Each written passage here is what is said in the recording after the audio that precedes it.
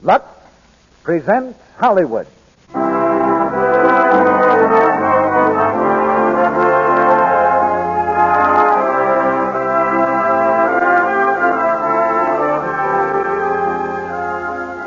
The Lux Radio Theater brings you Robert Taylor and Barbara Stanwyck in Penny Serenade with Beulah Bondi and Edgar Buchanan. Ladies and gentlemen, your producer, Mr. Cecil B. DeMille.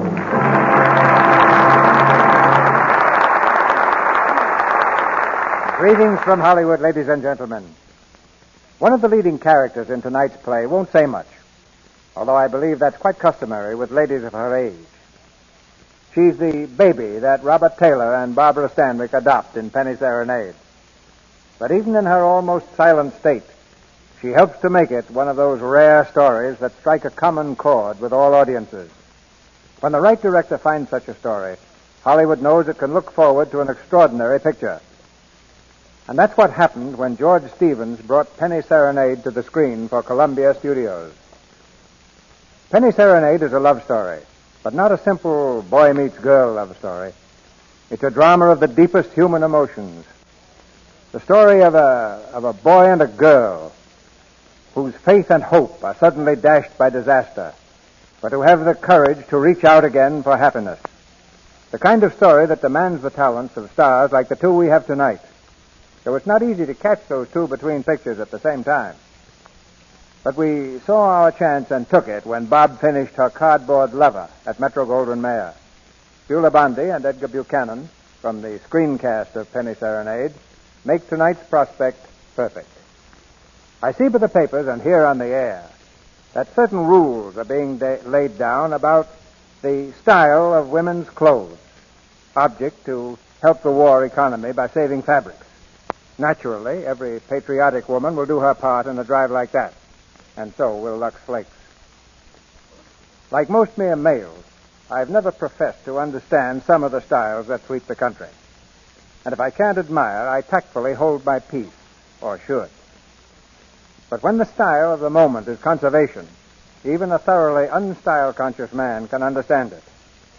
And when you're conserving something that's washable, if Lux Flakes haven't arrived like the Marines and gotten the situation well in hand, they should. I can't tell you how many flakes you get for a penny, but they play a very pretty Penny Serenade. And now here's the play, Penny Serenade, starring Robert Taylor as Roger and Barbara Stanwyck as Julie, with Beulah Bondi as Miss Oliver and Edgar Buchanan as Applejack.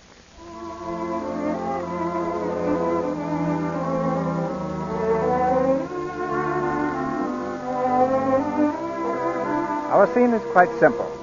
An automobile, parked on the main street of a small town. Two people, a man and a woman, sitting quietly in the front seat. The passerby would see nothing wrong here.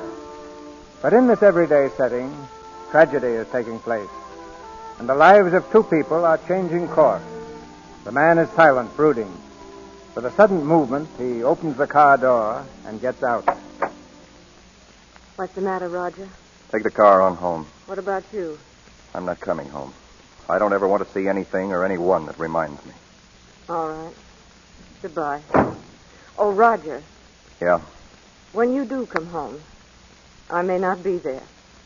Where are you going? I'm not sure. I don't know. Well, I guess Applejack's there. He'll help you if you want anything. Yes. Goodbye, Roger. Bye, Julie.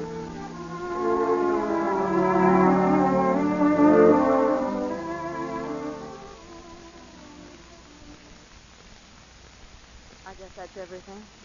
Would you call the station, Applejack, make sure they've got my reservation? Then I'd like you to drive me to the train, please. Miss Julie, you better think this over. I have been thinking it over, Applejack. I've been thinking it over for days.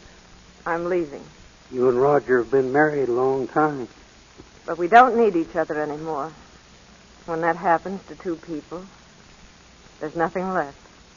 Miss Julie, I guess I've known you two people better than anyone in my whole life. What with working with the boss on the paper here and seeing everything that's happened, well, somehow it just doesn't seem right. Applejack, please. I'm leaving. Yes, Miss Julie. Oh, I meant to ask you. I found these records. You want to take them along with you? Which records? Those phonograph records you've been collecting all these years. You made them up into an album, remember? The story of a happy marriage. A happy marriage. Yeah, well, while you was out before, I played a couple of them. Nice tunes. You remember this one, Miss Julie? Let me see. Yes, I remember when we bought this record. I remember the first time I ever heard it, the day I met Roger. It was in the phonograph store I worked in 12 years ago. We were playing this tune on the loudspeaker, and Roger was standing out on the sidewalk. I was fixing some records in the window when I looked up and saw him. He was smiling at me. I thought it was pretty fresh. And the next thing I knew, he was inside the store. Hello? Yes? Is there anything I can do for you? Yes. That's a new tune, isn't it? Yes, we just got it in today. Be nice to dance to, wouldn't it? Yes, it would be. Would you like to buy it? What's on the other side? Another new one. Oh, well, could I hear it? Certainly, right over there, booth 3. No, I mean, would you play it for me? If you want. Oh, thanks. Oh, and wait, as long as we're listening, we might as well hear some of these others, too. I'll just take this stack here. There we are. Now, just a minute, please. Oh, it's all right. I can carry them. Get along fine.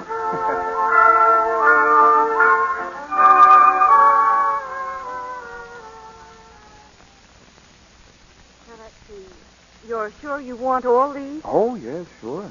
27 records at 50 cents. That'll be, $13.50, please. $13.50, huh? Here you are. Thank you. Hey, it's pretty late, isn't it? Yes, we're closing up. Oh, no, sorry. Say, you must be tired. Maybe I could take you home. I'll get a cab. A cab? You certainly like to throw your money around. What are you, a bootlegger? No, I'm a reporter, and a good one, too. How nice. Just the same, I think I'll walk. Oh, all right. Maybe a walk would do us good. But I didn't invite you. Oh, no, that's all right. I got nothing to do until 10 o'clock.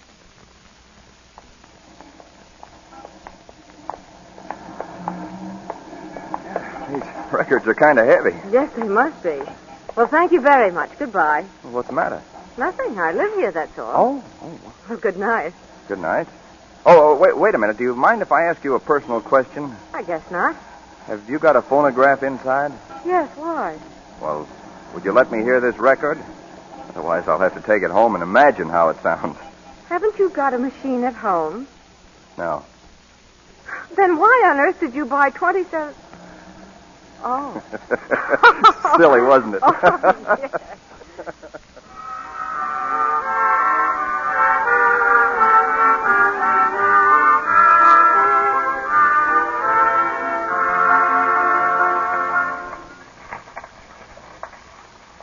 Every time I've heard that song since, I've thought of that day. There was another one in that bunch of records, too. This one. They were playing it one night in a little Chinese restaurant down near the beach.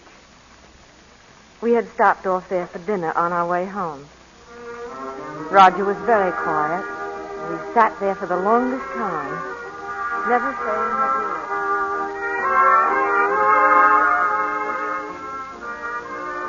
What are you thinking about?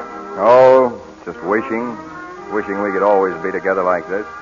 I mean, I wish every day were a holiday like today. Never have to go home, never have to go to work. It would be perfect, wouldn't it?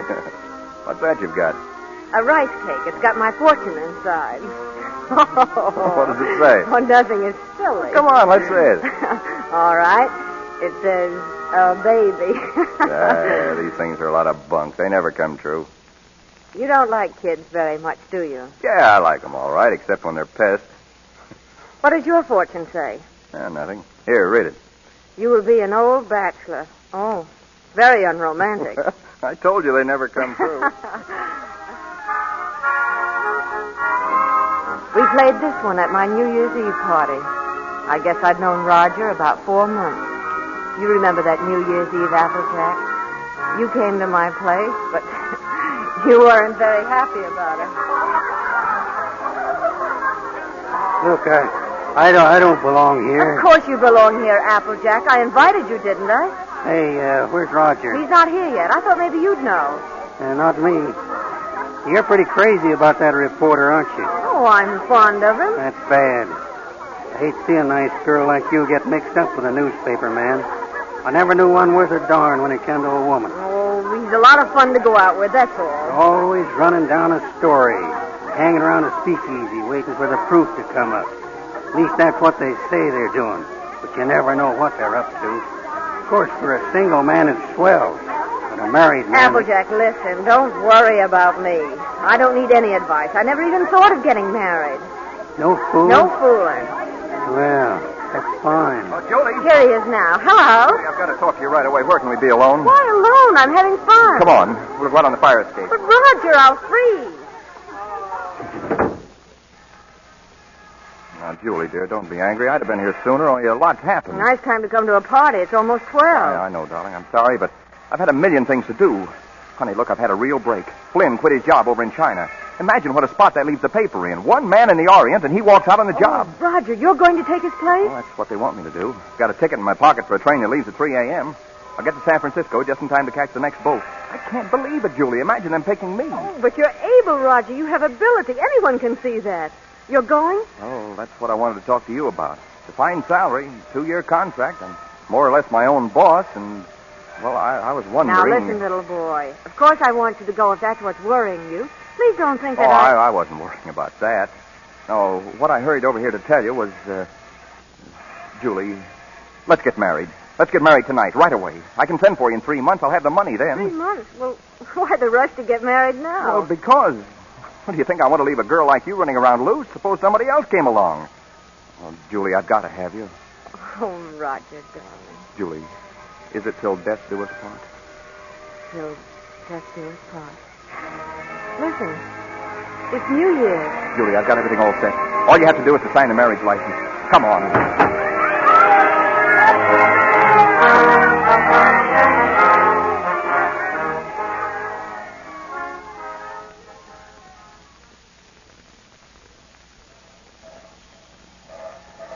Get in, Julie. Roger, there isn't much time. All right, darling. Porter, which is my compartment? Compartment G, sir. How much time before the train leaves? Oh, just about 2 minutes, sir. Thank you. Go on in, dear. Well, Mrs. Adams? Mrs. Adams. Sounds strange, doesn't it? No, not strange, darling. It sounds great. It does sound great. You know, there's something about a train. I don't know what it is, the way it looks or smells, but it always makes me want to be off somewhere. Yeah, I know. I feel the same way. Oh, Roger, I wish this was our honeymoon. So do I, dear. Oh, darling, I can't say goodbye to you. It isn't really goodbye. It won't be for long. It's just... I'll see you later. That's it. I'll see you later. Let's never say goodbye. Yes, dear. Oh, and promise me something, honey. Promise me never to take your ring off. I won't take it off. No matter what happens. Thank you, darling. Roger. Oh, Roger, the train's moving. All right. Don't worry, dear. I'll get you off the next stop. How far is the next stop, Roger? What, 3 hours?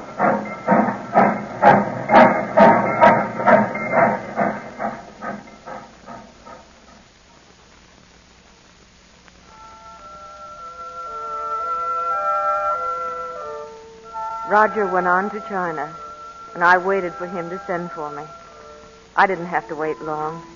4 months later, I was with him.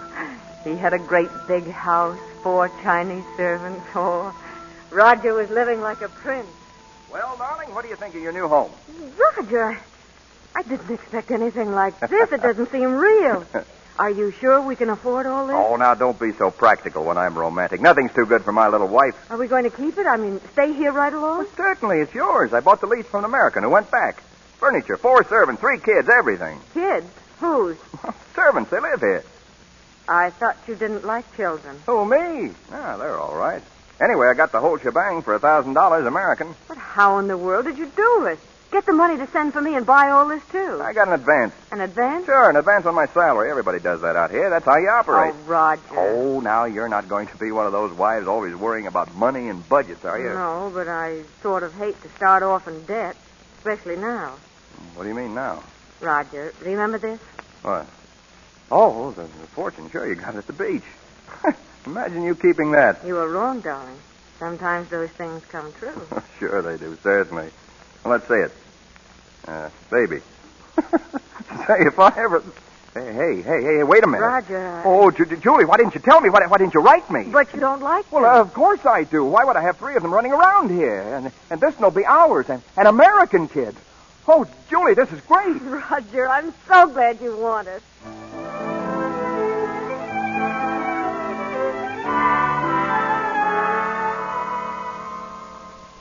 We went north after that.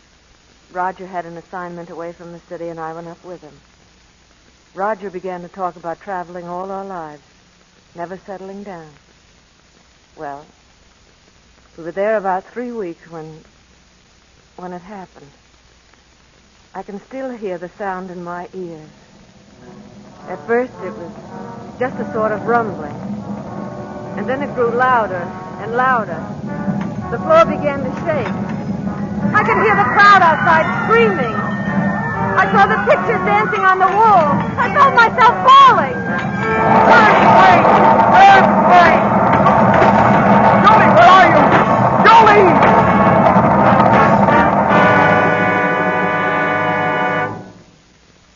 We came home on the next boat, back to San Francisco. I think I knew then that I would never have my baby. And in the hospital, a few weeks after, the doctor told me. Well, that's all, Mrs. Adams. Otherwise, you'll enjoy the best of health. Now I've got some good news for you. I'm letting your husband see you today. Oh, come in, Mr. Adams. Hello, darling. Hello, Roger. Oh, gee, I'm so glad to see you. She's doing very well. You'll be able to take her home soon. Thank you. Oh, darling, I've been miserable without you. But I've had a chance to do a lot of serious thinking. I've been out scouting around the nearby towns looking for that little paper I once talked about buying. No more silly ideas like traveling around. You're absolutely right about that. And I think I found it, too, honey. A little place just north of here. A place called Rosalia. Ever hear of it? No. And best of all, honey, we'll have a home of our own. One that'll always be ours. If I get the paper going good, I can get you everything. Furniture, car, clothes, everything. You know, it's strange, Roger. But I can't get myself to care about those things now. They don't seem important anymore. What I want, I can't have. The one thing I've ever really wanted, I'm never going to have.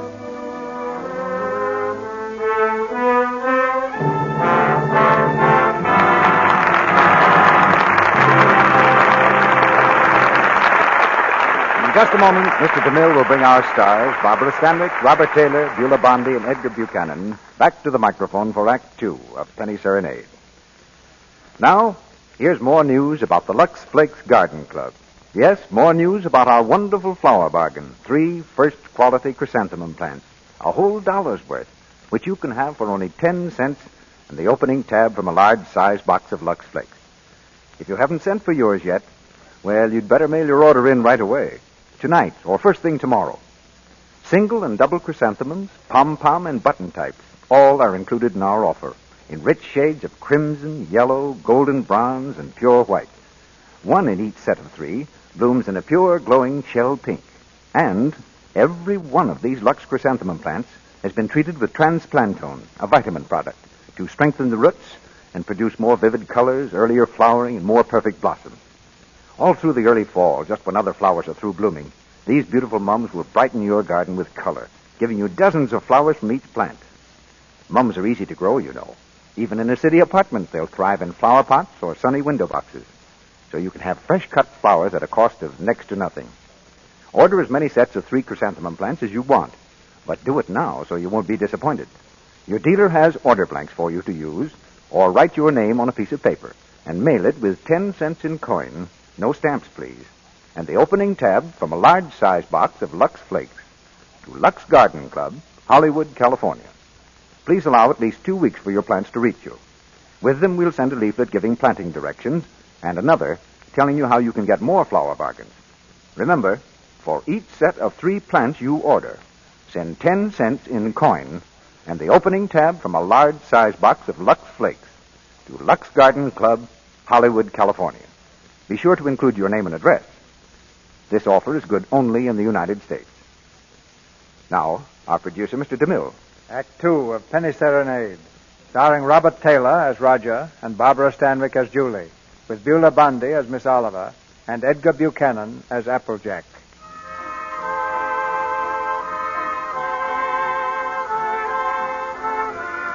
An album of old phonograph records, an album of memories. To Julie Adams, each record is a chapter in her life, bringing back the heartaches and the happiness, the sorrow and the joy of years gone by. Remember this one, Applejack? Huh? It was popular just about the time you came to help Roger with the newspaper. It was fun in those days, wasn't it? The linotype machine, running downstairs, the smell of printer's ink in the house. But there was something missing even then. You knew what it was, Applejack. You mentioned it one night at dinner. Roger's out running down subscriptions. Said he might not get home till late. Well, sit down, Applejack. We might as well have our dinner. Yes, Miss Julie. You know, Miss Julie, I think we ought to have a kid around this house. I thought you knew, Applejack. Oh, sure, I know about that. Huh? I'm talking about adopting one. You get some pretty good ones that way. I'm an adopted kid myself. Of course, I know that ain't much of a recommendation, but I didn't turn out so bad. Want some bread, Applejack? Miss Julie, I wish you could have seen some of those little sons of guns. They was the cutest little rascals you ever want to look at. I don't think Roger would want a child that way, Applejack. One that wasn't his own. Well, why not? Say, he's no sucker. He don't want to gamble. How do you know what they're going to be like when they got to be your own? This way you walk in and help yourself to exactly what you want. There's no guesswork. I've thought about that a lot, Applejack. I want one. But Roger was so disappointed when it... Oh, I just haven't had the courage to suggest it. Miss Julie, do you want to know something? He's all for the idea. But only a few days ago we were working together and I was talking to him. You were talking to him about this? Sure, and he was all for it. Why didn't he say something to me? Well, he was afraid to say anything to you. He was afraid you might have some fool notions. Fool notions? What the very idea. My own husband talking about things like this with the printer. Press manager, please. All right, press manager. Are you going to be the mother? No, I just thought... Fine thing. Hello? Roger, come here. What's going on, a fight? Hey, Roger, I want you to look at that new ad. Would you come on downstairs? Wait a minute. Roger, why didn't you tell me? Tell you what? What you and Applejack have been talking about. Miss Julie, I told you in confidence. Well, what were we talking about? Applejack, what did you say to her? Well, you know about... He told me. Told you what? Roger, if you wanted to adopt a baby, why didn't you talk to me? What? Sure, you should have told her in the first place, not me. I'm not going to be the mother. Now, wait a minute. Did you tell Julie I wanted to adopt a baby? Well, I hinted at it. I tried to break it to her gently, and she... Oh, you told her, huh? Yeah. Oh, Roger, I'm so glad you feel that way. Yeah, she wants it even more than you, Roger. Well, that's the way we all feel about it. Yeah, I like it, too. I suppose it's settled, huh? Oh, Roger, I'm so glad. If it hadn't been for Applejack letting it slip out, I don't suppose I ever would have known. Sit down, Roger, and I'll get you your dinner. Well, I guess I'd better go fix that press. Yeah, you fix everything else, don't you? What's the idea of telling her a thing like that? I never said I wanted a baby. Well, Oh, shut up.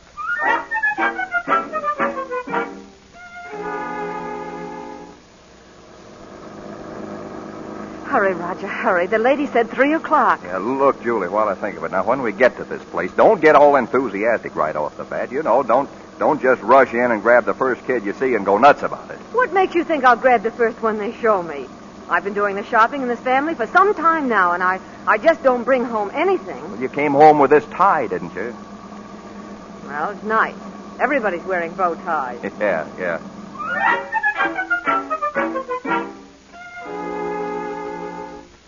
Sit down, Mrs. Adams. I have your letter here.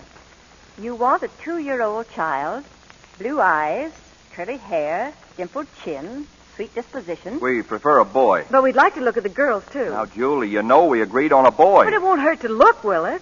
Well, all right, we'll look. Now, what can you show us, please? This is the administration building. We don't have any children here. Oh. Everybody wants blue eyes, curly hair, dimples. Everybody wants a 2-year-old child. Now, will you tell me why? Well, you see, in our case, that would have been the age of our own child if... Oh, I see. Anyway, when they're 2 years old, they're more or less housebroken then, aren't they? Well, not always. At the moment, we haven't any children available at all. There's a long waiting list. If you get one within a year, you're lucky. What? Within a year? You mean we might have to wait a whole year? Well, after all, real parents wait almost a year. Yes, certainly, But you see, Miss Oliver, we've waited so long already. I know, my dear, but you're both very young. Then, too, we have to have time to make our investigation. Investigation? Yes, you see, we're just as particular about you as prospective parents as you are about the child. Oh. Naturally. Yeah. What is your business, Mr. Adams? Oh, I'm a publisher. I run the Rosalia Courier. Publisher. That's right. I see in your letter that you live in the country. I presume that means, then, that you have a house and yard. Well, you see... No, we don't have a yard. We live in an apartment over the newspaper office. But you have a separate room for the child, haven't you? Oh, sure. Oh, yes, we have a lovely room. It's practically fixed up now. Well, that's fine. Now, about income. Approximately how much do you make a week? Well, I couldn't tell you just offhand. I imagine about $100 a week. Of course, I'd have to look at the books. Well, that's excellent. Now, if you'll just take that application home with you and mail it to us so that we'll have all the details, then in due time, one of our investigators will call on you. Oh, fine. You'll call us before she comes, won't you? No, we just drop in. That's our policy. You see, we want to find your house as it really is every day, and not when it's fixed up for company. Oh, I see. Goodbye. Bye, Miss Oliver. Goodbye. Oh, Miss Oliver, it doesn't matter if he hasn't got curly hair. It doesn't really matter. Very well, Mrs. Adams. Goodbye. Goodbye. Oh, Roger. Hey, they're darn choosy, if you ask me. Roger, why do you have to be a big shot? What do you mean? You know we don't make $100 a week. Well, you want the baby, don't you? Anyway, they can't prove it. We don't keep books.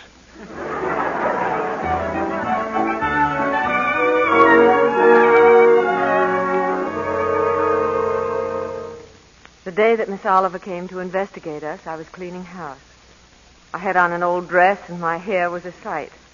Just to make things a little worse, I had the phonograph going full blast.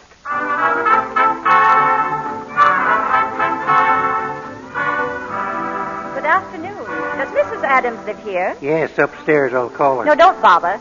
I'm Miss Oliver from the orphanage. I'll find her. Oh. Well, I don't think she's home just now. I think she's in church. In church? This time of day? Well, you see, she and Mr. Adams go there quite a lot. They just go there and sit. Fine people, the Adams. Well, I'm sure she won't mind if I just look around a bit. No, she won't mind.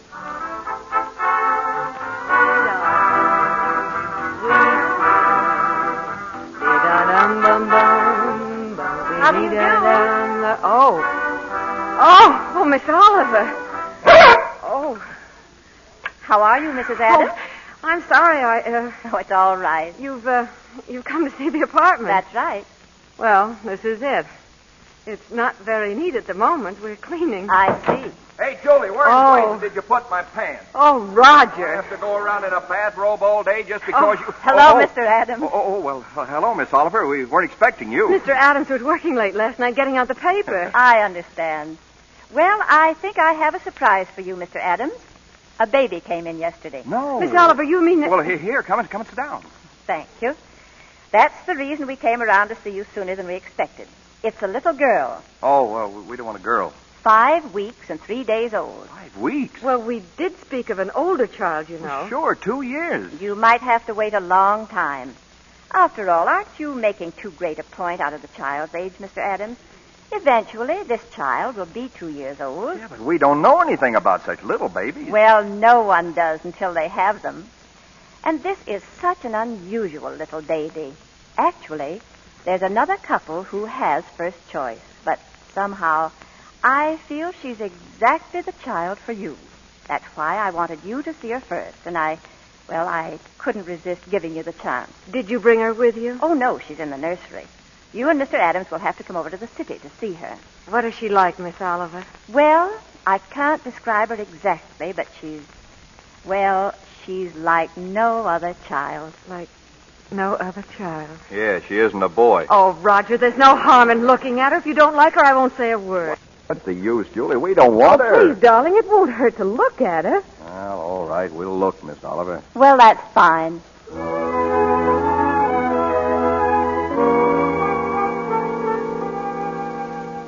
Oh, look at her, Roger. She's holding your finger. Yeah. Got quite a grip, hasn't she? For a girl, I mean. Would you like to hold her, Mrs. Adams? Would I? Thank you. Oh, Roger, she's sweet. Oh, look. Yeah, quite a kid. Well, you've had your look, dear. How about going back home? Home? You don't mean... Oh, Roger. Huh? Well, all right. She's yours, I guess. Darling. When do we get her? Now, if you like. She's yours on a year's probation. Now? You mean we can just walk out of here with her like this? It sometimes happens that way. Well, But we have no clothes for her. We don't know how to feed her. She's an awful little baby. Miss Morgan will take care of everything. She'll give you the formula and so forth. Well, thank you, Miss Oliver, for being so kind. Oh, don't thank me. It just happened so. Perhaps before you make up your minds fully to take the child, you'd like to have me go into her history. I can assure you it's an excellent one. Oh, no, that's okay. We'll take a chance on her.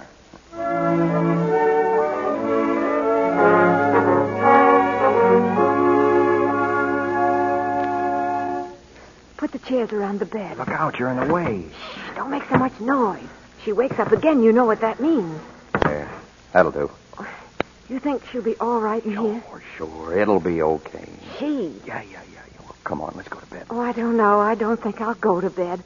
She eats again in a half hour. The directions say so. Well, I'll set the alarm. Come on. Oh, no. Maybe I just better sit here and watch her. Oh, now, don't be silly. She might wake up. It won't wake up. Oh. Roger! What in the... Turn it off! Turn it off! Well, I'm trying Quick! to. It's stuck. I can't move the thing. Oh, Roger. Well, I couldn't help it. Look at the baby. Is it awake? No. No. Well, what's the matter with it? Well, I don't know. You think she's all right? Well, I don't know. Is it breathing? Oh, yes, she's all right. Oh, well, come on. She's certainly a good little baby, isn't she? We were lucky to get her. Now, let's go to bed. Be quiet, closing the door. Oh, don't worry. Go ahead. Roger! What's the matter? What's the matter? Oh, Roger! Here, do something. Do something. What do I do? Well, do something. Can't you see the baby suffering? I don't know what to do. Don't just stand there. Do something. You take her, pick her up. Huh? Oh, go on, you do something. Oh, no, never mind. I'm going to get Miss Oliver. You can't call her at this hour. I'll pick her up. Come on, baby. Come. Hey, look, it shut up. Oh, darling. Yeah, just wanted her daddy, that's all. Yeah. Ugly, ugly, ugly, ugly. Yeah, just wanted her daddy.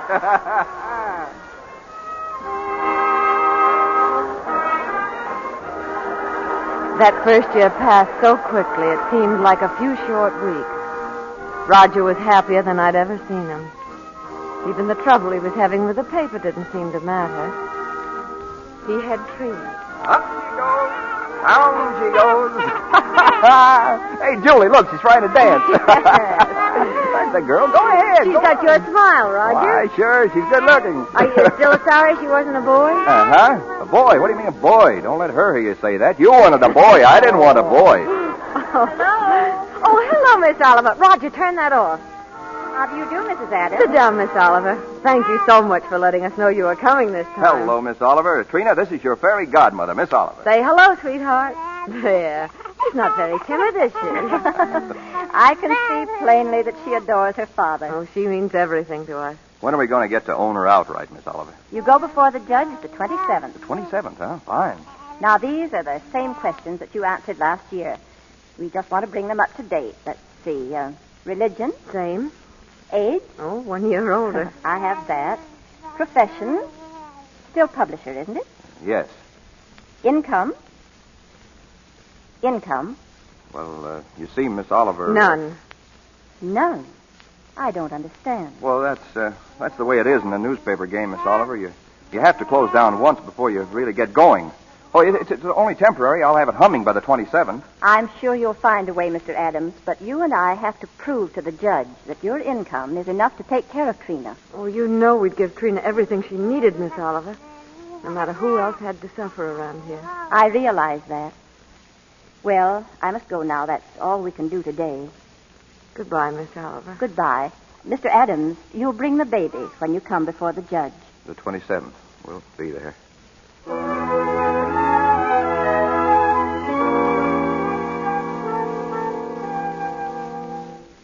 There she is already, Daddy. Roger, don't forget to take her coat off in the train. I won't. And you'll call me. You'll let me know what the judge says right away? As soon as I can. Goodbye, dear. Bye. Come on, Trina. Roger, wait. Her bunny, she may want it. Here, darling, take your bunny with you. Goodbye, dear. Goodbye, Trina.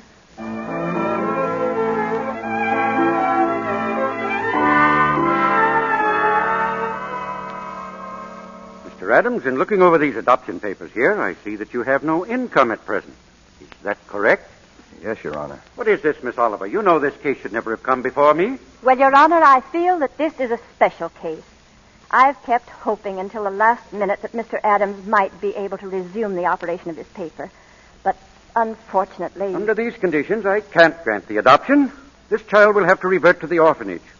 Mr. Adams, will you draw up a chair, please, while I prepare these release papers for you to sign? It's just a matter of routine. If you please, Your Honor, it can't be just a matter of routine for people to have their baby taken away from them. But those are the requirements of the law. Yes, but you see, we've had her since she was 6 weeks old, and it just doesn't seem reasonable that we should have to give her back now to strangers.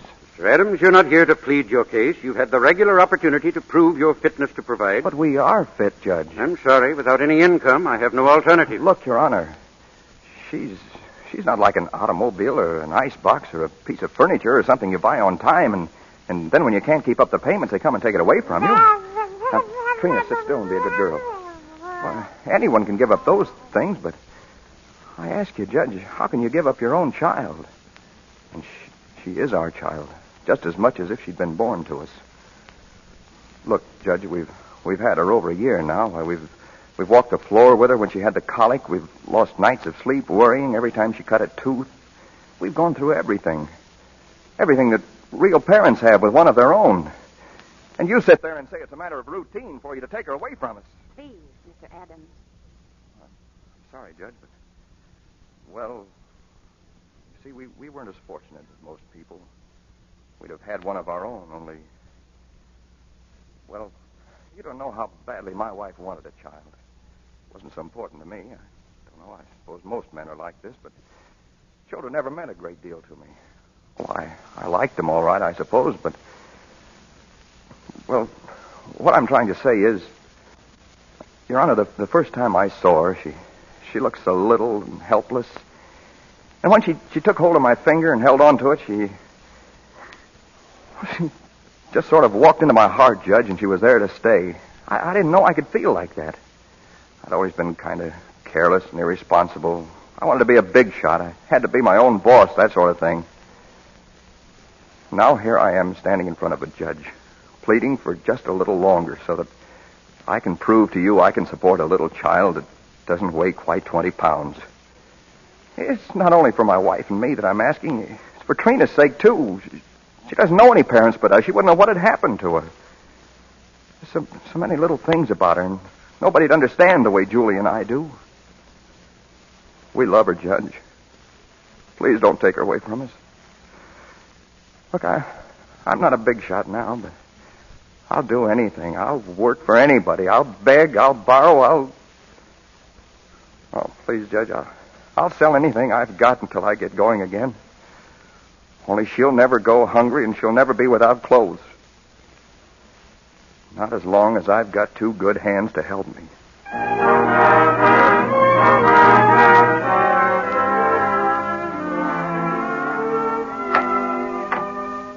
Julie. Roger, you brought her back. She yours, dear. Ours. The judge said so. Ours, now, and forever. Oh, Trina. Oh, Trina. Nothing can ever take her from us now. Nothing.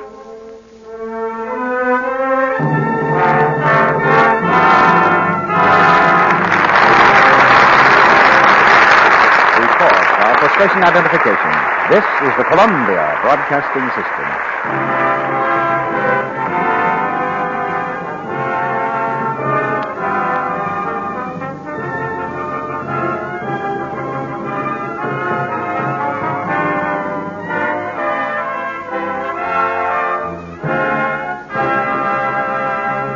We'll hear Act 3 of Penny Serenade, starring Barbara Stanwyck, Robert Taylor, Beulah Bondi, and Edgar Buchanan, in just a moment. But now, here's a tune I wonder if you remember. Do you recognize it? It's called Little White Lies. Most of us tell them once in a while, little white lies that are really not lies at all, but out of kindness we avoid telling the whole story. Like this, for instance. Say, Mary, did your brother get his leave all right? Why, Jane, we don't know yet for sure. He'll call you if he does. But the truth of the matter is... We're rather expecting Bill home tonight. And Jane is one girl I'm afraid he won't call. It is too bad she's left out of things. It's her own fault, though. I suppose I ought to say something. But probably Mary won't tell Jane what's wrong, and... She'll miss out on good times and dates and maybe romance. That's the trouble when a girl takes chances with daintiness. Unless we're sure everything we wear is truly fresh, we may offend other people. And it's foolish to risk offending nowadays. New Quick Lux Flakes make it so easy to have fresh underthings to put on every day. So easy to keep blouses and sweaters and dresses dainty, too. These gentle suds float away perspiration so fast. And here's something to think about. When you Lux underthings every day, you actually help them to wear longer. That's important these days, isn't it? You see, perspiration does a lot of damage to fabrics. So getting rid of it promptly prolongs their life. Naturally, you shouldn't risk cake soap rubbing or strong soaps, because they're apt to be hard on colors and fibers. Lux is so gentle, it's safe for anything safe in plain water. So for daintiness and thrift, be sure to use Lux every single day. Now, Mr. DeMille returns to the microphone. The curtain rises on the third act of Penny Serenade, starring Barbara Stanwyck and Robert Taylor, with Beulah Bondi and Edgar Buchanan.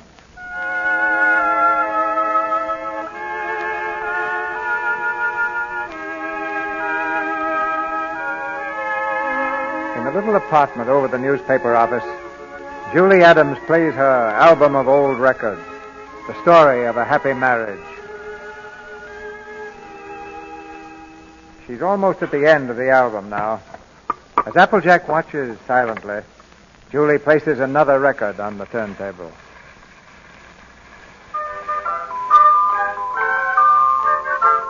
We played this one at Trina's 5th birthday. Remember, Applejack? You bought it for her. Did I? We played it again last year, on my birthday. That was quite a night, wasn't it? I was really surprised. Happy birthday, Miss Julie. Happy birthday, darling. Oh, for heaven's sake. Happy birthday, Mommy. Well, thank you, darling. Come on, sit down. Trina's going to make a presentation. I'd almost forgotten today was my birthday. Here, Mommy. This is from Dad. From Daddy? Mm-hmm. Oh, Roger, a wristwatch. Oh, darling, I've always wanted one like that. And this is from Uncle Applejack. Uncle Applejack. Oh, I think I know what that is. It's a handkerchief. Oh. Oh, it's beautiful, Applejack. Yeah, I always figure a person can't have too many handkerchiefs. I better tend them crazy. And this is from me. From you? Well, now, I can't imagine what this is. What on earth is... I got you a record because you love records. And because you and Daddy love each other so much. Come on, play it. Oh, Trina, you're sweet, darling. Thank you. I'll turn on the phonograph. Put the record on, Mommy. Trina picked it out herself. Did she? Mm-hmm. Nice. Dance, Mrs. Adams? Dance? I'd love to. You dance nice, Mommy. Thank you, dear. Dinner's ready. Come and get it or I'll throw it in the crate. Oh, this is wonderful. Dinner in my own home, and I didn't have to cook.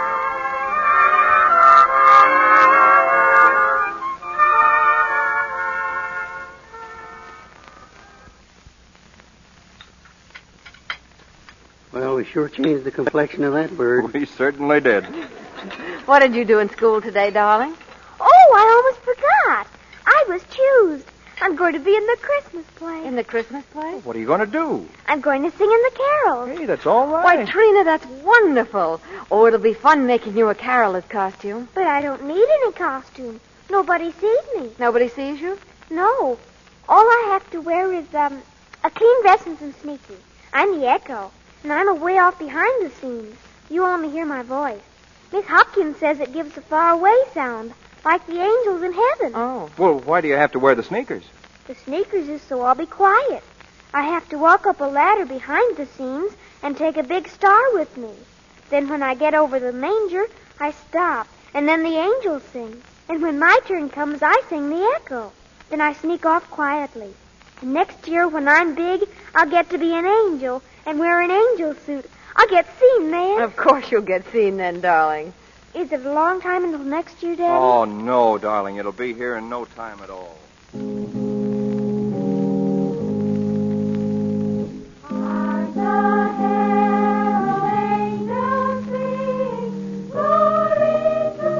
I don't see Trina yet. You can't see her. But I don't even see the star. Do you suppose anything's happened? Oh, what could happen? She said she had to climb a ladder. Look. There's the star. Oh. Oh, Roger, she's doing very well, isn't she? Roger! She fell off the ladder.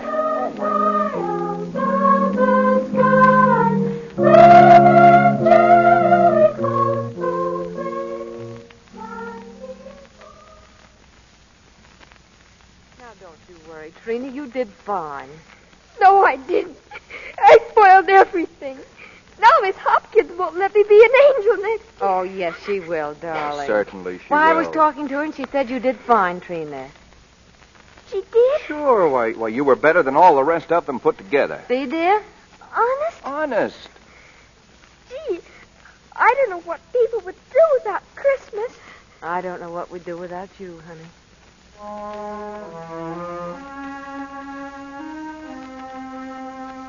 All this past year, Trina was looking forward to this Christmas.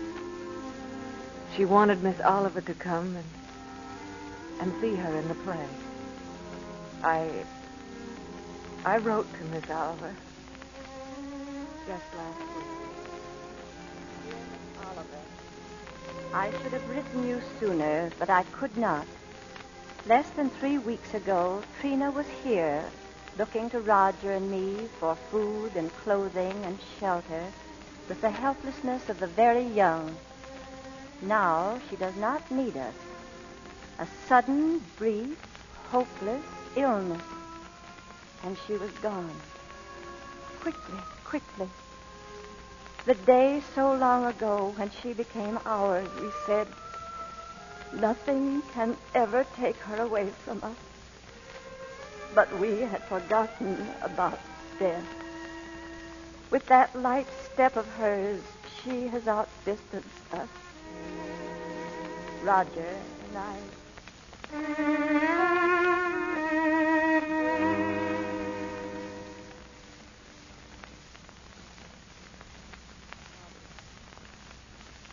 Roger, why don't you speak to me? Roger, don't you hear me? Yeah. I'm going out for a while. I wish you wouldn't. I've got to get out of here, get some fresh air. There's someone at the door. I'll answer it. Yes? Oh, may I use your phone, please? Our car is stalled in the snow, and I'd like to call a taxi. Yes, the phone's right there. Come in. Thank you. Come in, Tommy. Thank you. Is this your little boy? Yes. Say hello, Tommy. Hello. We're in such a hurry, and I saw your light burning. Oh, dear, the line's busy. I guess cabs work overtime on a night like this. But I do hope we can get one. Tommy's in the Christmas play. I hope we don't get late, Mommy. Our car is right out front. I'll drive you over if you like. Oh, that's very kind of you. If it wouldn't be too much trouble. No, it's not much trouble. I'll get my coat. You can't start the car. Oh. Battery's dead. I'll have to crank it.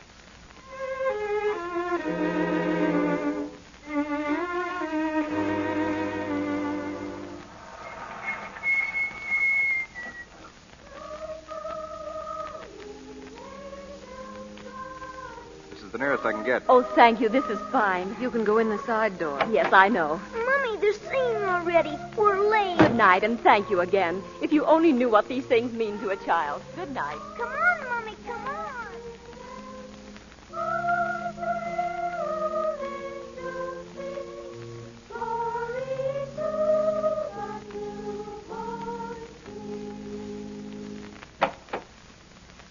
What's the matter, Roger? Take the car on home. What about you? I'm not coming home. I don't ever want to see anything or anyone that reminds me. All right. Goodbye.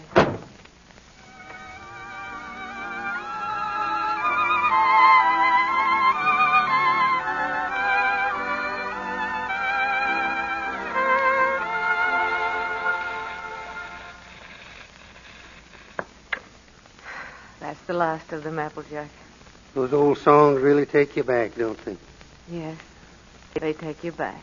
Did you decide which ones you're going to keep and which ones you're going to leave for him? Funny, Applejack, I can't seem to divide them. They belong to both of us. I guess I'll just leave them. Julie. Applejack, will you get the rest of my things out of the bedroom for me, please? Sure. You, leaving, Julie? Yes, Roger. Well, I don't blame you. I don't blame you at all. You should leave me. I haven't done any of the big things I planned to do for you. Right where we started, still struggling. Let you down all around, honey. All I needed to make it 100% was for you to leave me. I can't think of a reason in the world for you not to. I'm licked, Julie. You're not licked, Roger. It's just us. We're licked as far as our being together is concerned. When something really came along that hit us hard enough, we couldn't face it together. I've needed you an awful lot these last few days, but you've been miles away. I've been entirely alone right here in this room with you. I know, dear. It just didn't work out. Oh, it did work out, Julie. Things were wonderful until this happened to us. I don't know, I just haven't been able to think straight the last few days. She was never sick before, and then all of a sudden it was over. There was only some way that people could know a few days ahead what was going to happen. Yes. The day before she was taken sick, she asked me for a quarter, and I wouldn't let her have it. Then she asked me to take her to the movies, and I said, no, run along, I'm too busy. I know. It was the same with me. I was trying on her angel costume, and she was so excited she couldn't stand still. I scolded her. I said, I'll never try another dress on you again. And I never did.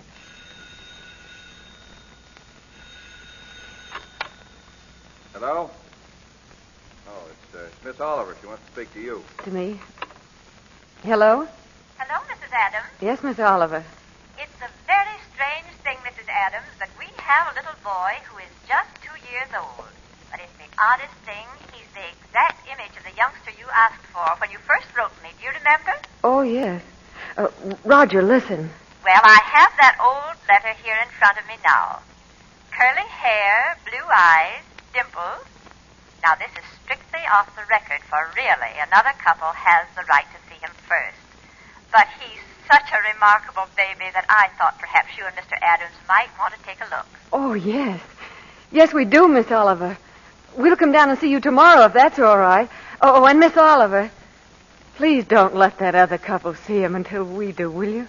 I won't, my dear. Goodbye. Goodbye. Well, if he's only 2 years old, I'd better put up that gate around the stairs again. Yes. Wouldn't want the little fellow falling downstairs and breaking his arm. Oh, and I guess we'd better get out the crib. Oh, but if he's 2 years old, he can sleep in the bed, can't he? Sure. We won't have to put the chairs around again, Roger. Oh, and over in that corner, I can put a little electric train. Yes. And maybe there'll be room in the other corner.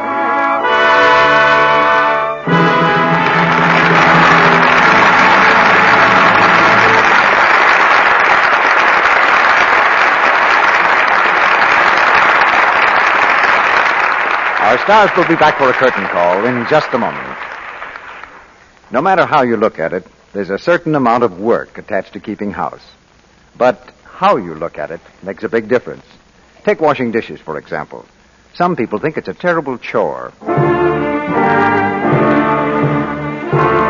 Yes, They're the ones who make it even tougher for themselves by using strong wash-day soaps that roughen and redden their hands till they look like Cinderella, the little kitchen drudge. But then there are other people who breeze through the dishes. Breeze through the dishes with a smile and a box of Lux Flakes, and end up with hands that are still as smooth and soft as though they'd never washed a dish in their lives. Scores of careful tests have proved that simply changing from strong soap to Lux will make rough, red dishpan hands grow softer, smoother, and lovelier again, without the use of any creams or lotions. In these tests, there was noticeable improvement in from 2 to 7 days. So if you've let your hands get that ugly dishpan look, buy the thrifty big box of new Quick Lux Flakes first thing tomorrow morning and start using it for your dishes. As you watch your hands grow lovelier again, you'll find a big change in your whole attitude toward that daily job of washing dishes. You'll join the millions of women who...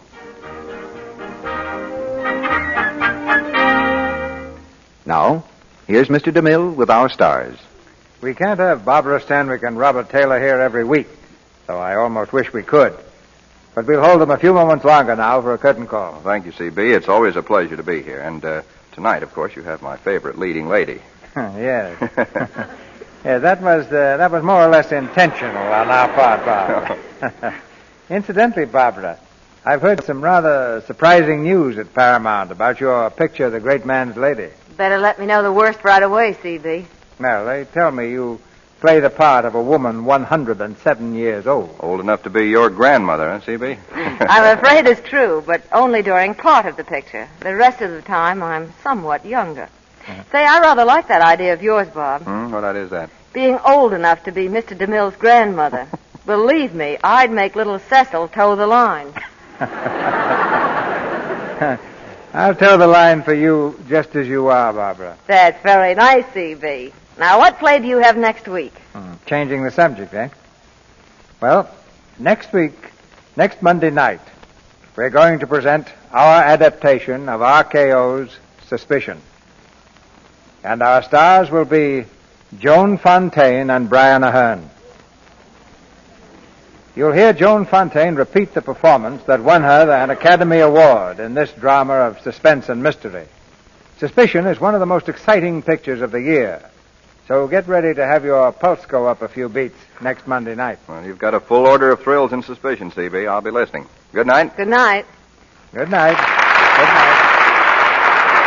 Penny Serenade was $1 million tune.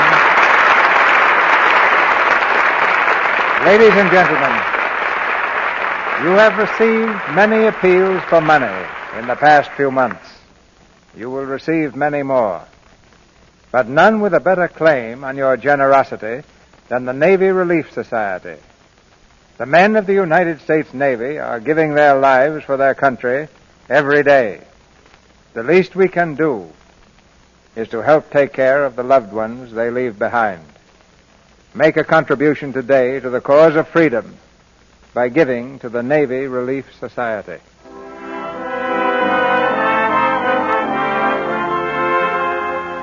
Our sponsors, the makers of Lux Flakes, join me in inviting you to be with us again next Monday night when the Lux Radio Theater presents Joan Fontaine and Brian Ahern in Suspicion.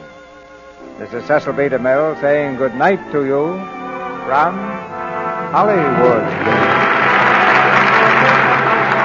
Edgar Buchanan appeared through the courtesy of Columbia Pictures and will soon be seen in their picture, The Talk of the Town. Ann Todd appeared through the courtesy of 20th Century Fox Studio. Heard in tonight's play were Griff Barnett, Dwayne Thompson, Bobby Larson, Warren Ash, and Leon Ledoux. Tune in next Monday night to hear Joan Fontaine and Brian Ahern in Suspicion. Our music was directed by Louis Silvers, and your announcer has been Melville Ruick. This is the Columbia Broadcasting System.